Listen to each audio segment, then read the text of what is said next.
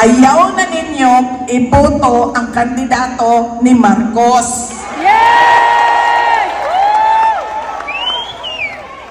Nga naman, kay kaning mga kandidatuhan sila mampod ang nagasulti kay Marcos, okay lang nga dili nimo ihatag imong saad, basta paliguin lang mig-aix ug tupad ug akap, kami na'y bahala.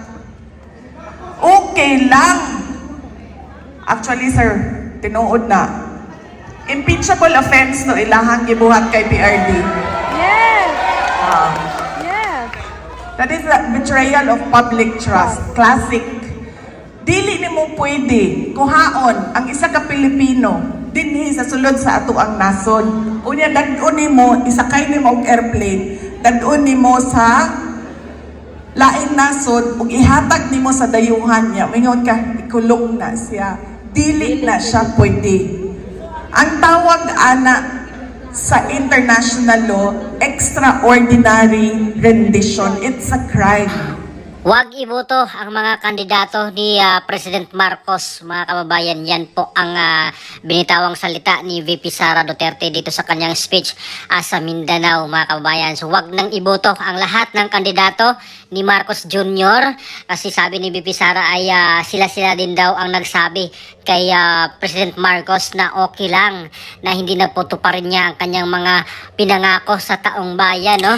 At yung mga kandidato ni Marcos Jr. daw, mga kabayan, ang nagsabi sa kanya na okay lang nga na wag nang tuparin ang kanyang mga pinangako sa taong bayan, basta sila yung mga kaalyado or kandidato niya ay laging paliguan ng mga AIX, ng AKAP, at syempre paliguan ng mga pera. Ayan, yun po yung matapang na sinabi ni VP Sara Duterte, mga kababayan. At isa pa sa mabigat na sinabi rin ni VP Sara, mga kababayan, ay itong ginawa niya ni President Marcos kay President Duterte, no? Itong pag-allow niya, paghatid niya, pagbigay niya kay PRRD doon sa mga dayuhan, mga kababayan. At sabi ni VP Sara, ito ay isang impeachable offense, mga kababayan, no? Kasi mayroon nagsabi doon na itong ginawa ni Marcos Jr. kay PRRD ay isang impeachable offense, at kinonfirm ni VP Sara na ito ay isang impeachable offense.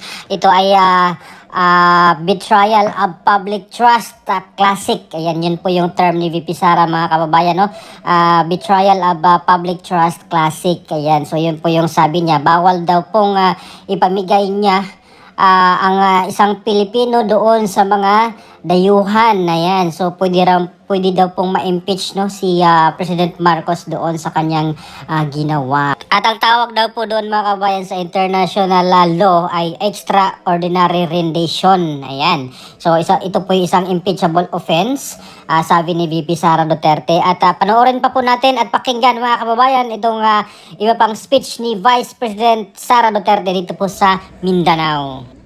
Dili na siya pwede mo nang kanang ginaingon nimo nga impeachable offense. Tama gina siya, sir. Yes. Siya dapat ang i-impeach. Siya ang gibuhat kay President Duterte. Yes!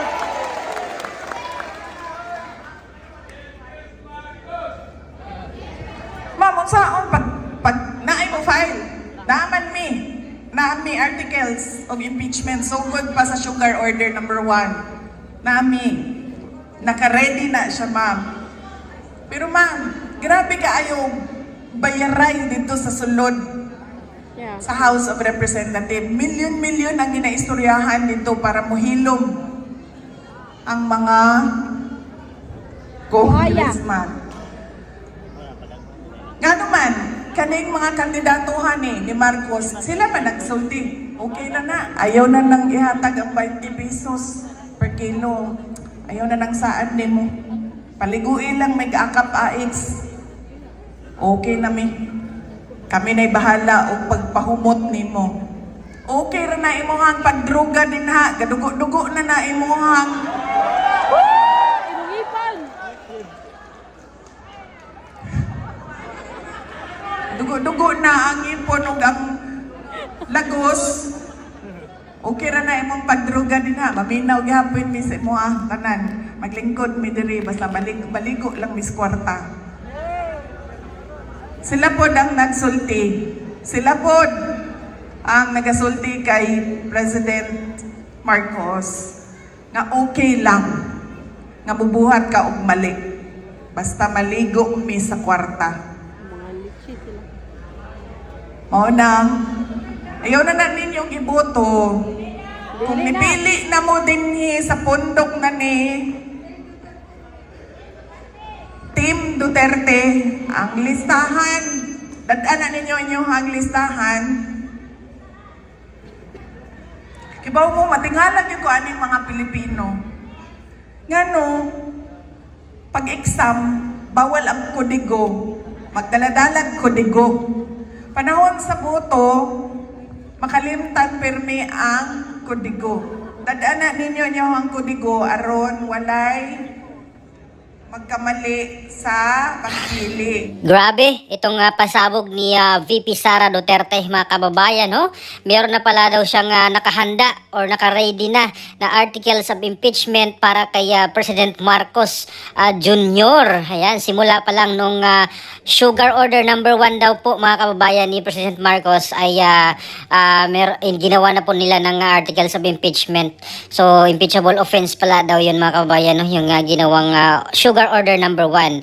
At hindi lang daw po nila ma-file doon sa House of Representatives kasi milyones ang pinag-uusapan daw doon, mga kababayan. So grabe, itong pasabog ni VP Sara Duterte, mga kababayan. Kaya itong mga kandidato ni President Marcos ay wag nang iboto, mga kababayan, sabi ni VP Sara Duterte, kasi sila nga daw po yung nagsabi kay President Marcos nga na wag nang tuparin, no?